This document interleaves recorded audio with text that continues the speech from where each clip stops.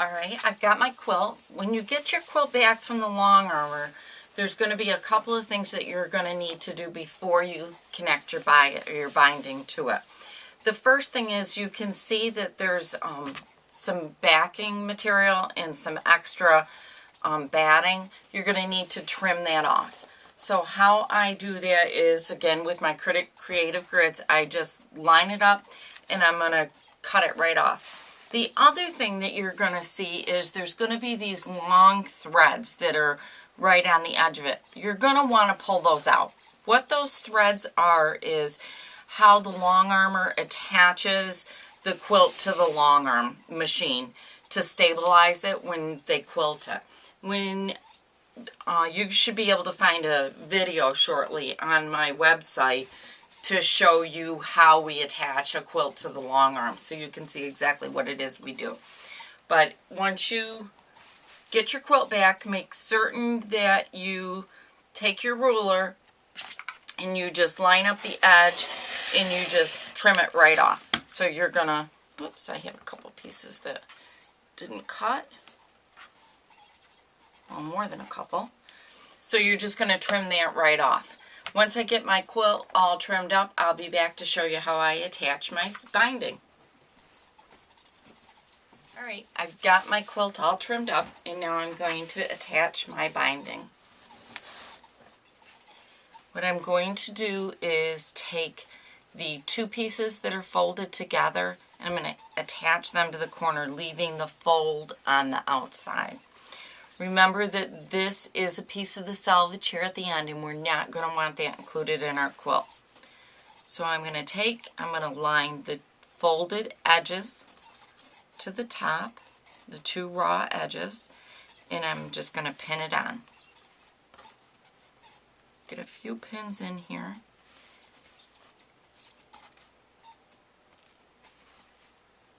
The next thing I'm going to do is I've come to a corner, and I need to turn that corner, and I need to turn it so that it's nice and smooth.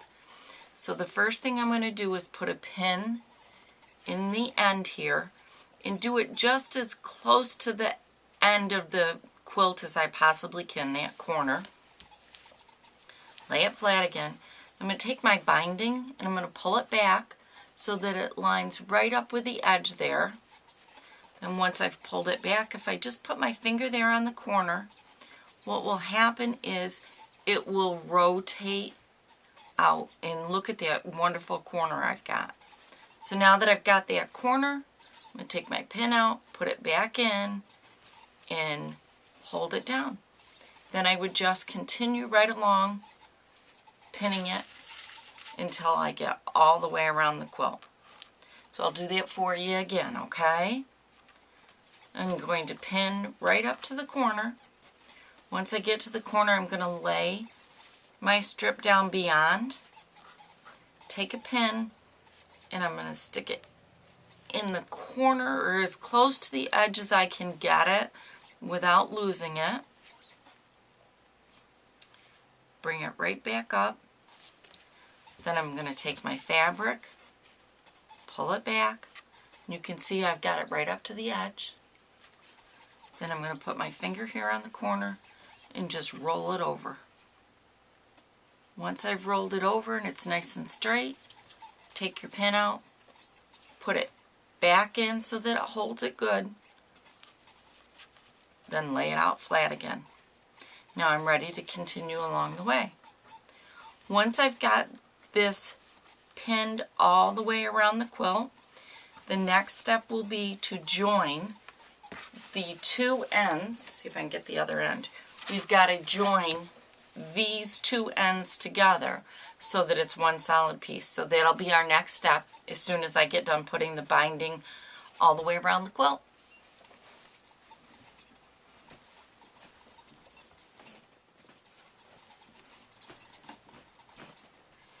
I've got the quilt pinned all the way around, and you can see I'm back to my beginning. You're going to need a couple of tools for this next step. You're going to need some scissors. Grab my scissors. And you're going to need a ruler and some type of a marking tool. So this is what you're going to do.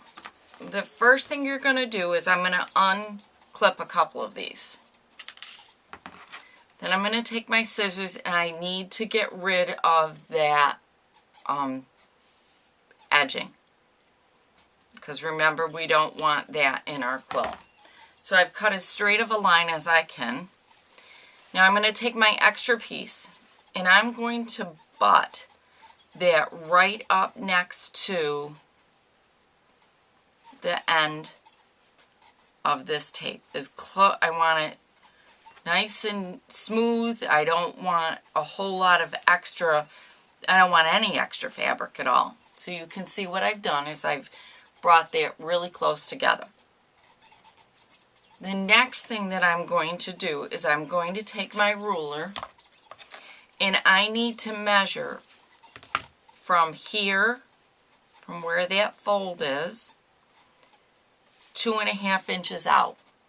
And the reason for 2.5 inches is because that's how wide my binding is. If I was doing 1.5 inch binding, I would measure 1.5 inches out. If I was doing 2-inch binding, I would measure 2 inches out. So my binding on this is 2.5 inches. I'm going to take my ruler and I'm going to put the 2 inches right on that fold, and then I'm going to take a marking tool and I'm going to mark right across here because I need that arc.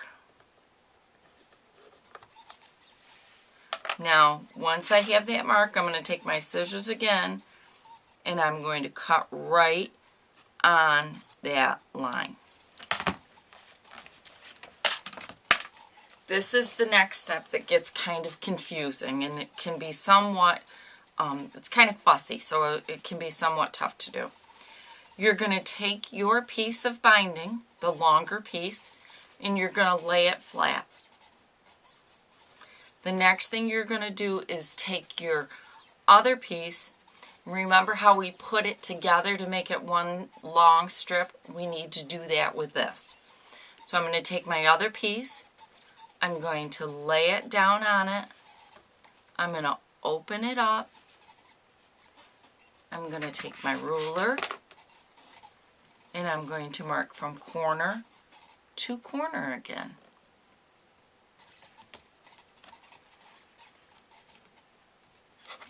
What you want to have happen, and this is what I'm struggling with for a second, I need this edge to match up with this edge. So I'm going to match it up as perfectly as I can. Okay, that's better.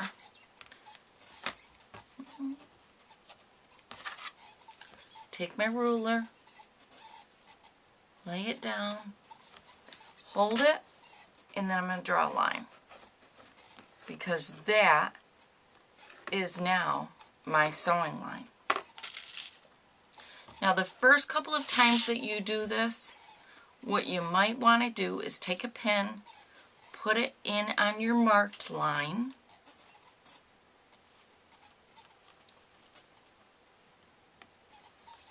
then take your binding, open it up, and make certain that it would lie flat, and this one would. So now I can put my pin on either side of my sew line. I'm going to take it over to the machine and show it, and then I'll be right back to show you what it looks like.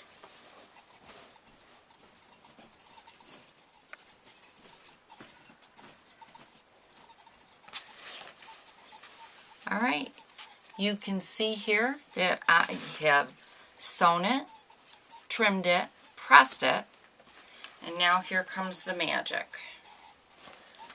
I'm going to lay my strip down again, and now I have one continuous piece so that I can sew it down.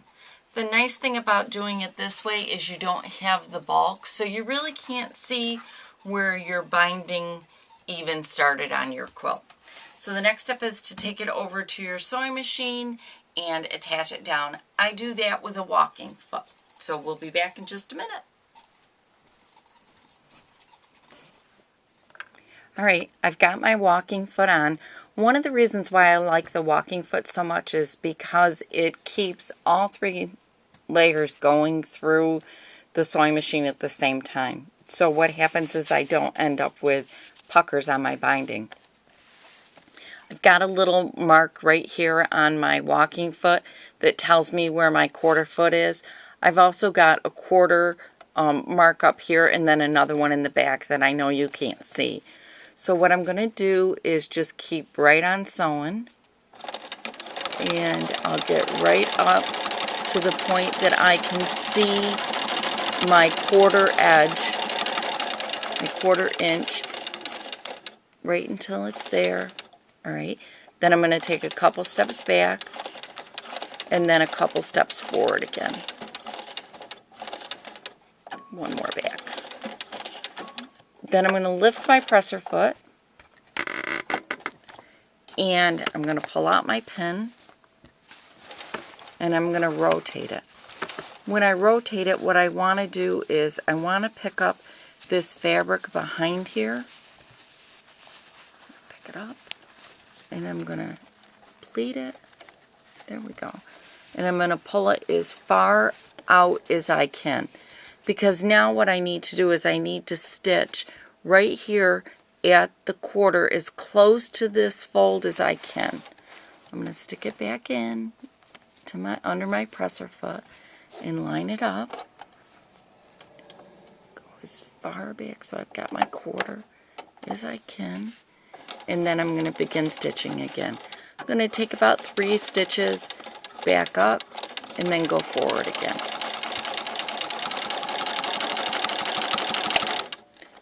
Take my pins out,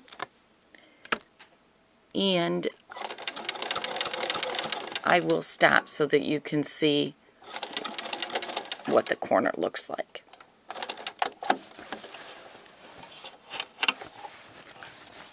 You can see the corner. What I'm going to do is I'm going to take my material, I'm going to fold it over, and then this is how you make your corner in the back. Take it, I folded it up smooth, I'm going to take this corner and fold it right back down again. And see, I have a really, really nice clean corner. I'm going to stick a pin in that so it's there. And then I'll flip it over. And you see, here's my corner on the other side. And again, it's a really nice, clean corner. See? Once I get this all sewn around, I'm going to go through and I'm going to clip it. I've got little clips that I use. And then I will hand stitch all the way around it. And that's how you bind a quilt. Okay, my binding's all sewn on, all the way around the quilt. And I took it over to the ironing board. This is a big quilt. And I pressed it. Now that it's all pressed, the last thing I'm going to do on this quilt is I'm going to hand stitch my binding down in the back. So what I do is I have these neat little clips. They're actually hair clips that you can get at the drugstore or pharmacy, any place like that. If you can't find them, email me and I can get you some. I take the quilt, I wrap it around to the back,